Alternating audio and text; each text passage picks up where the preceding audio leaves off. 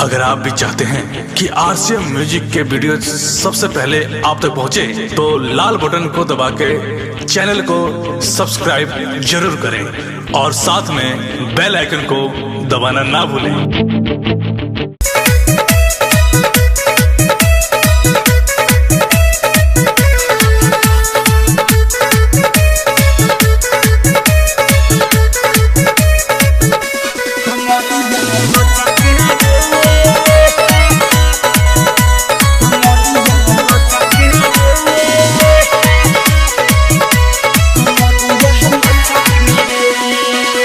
कमरिया लचके रे रहस तनी बचके रे कमरिया लचके रे कमरिया लचके रे रहस तनी बचके रे कमरिया लचके रे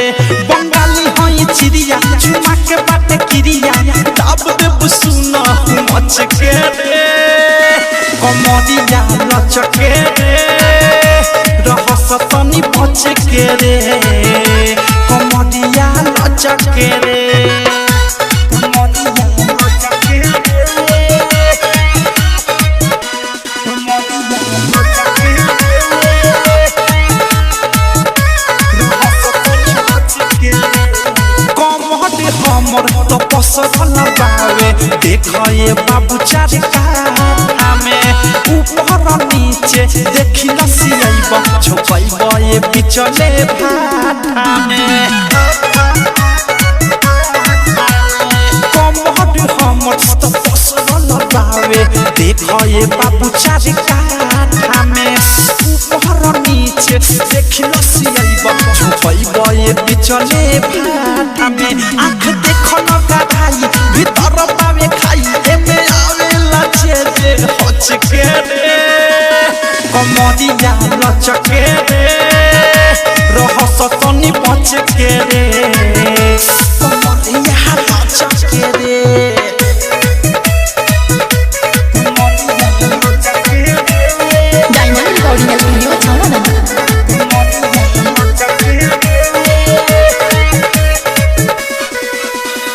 10 रुपया पर हाथ चुमाई 20 रुपया पर गाल हो 100 रुपया पर पाँचा में आई होइयार किसका के माल हो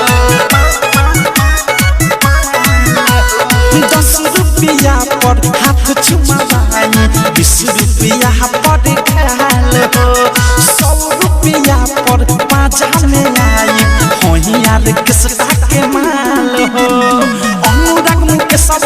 प्रेमिया वत सब बिकी विशाल देखे अचके रे कमरिया लचके रे रहस तनी बचके रे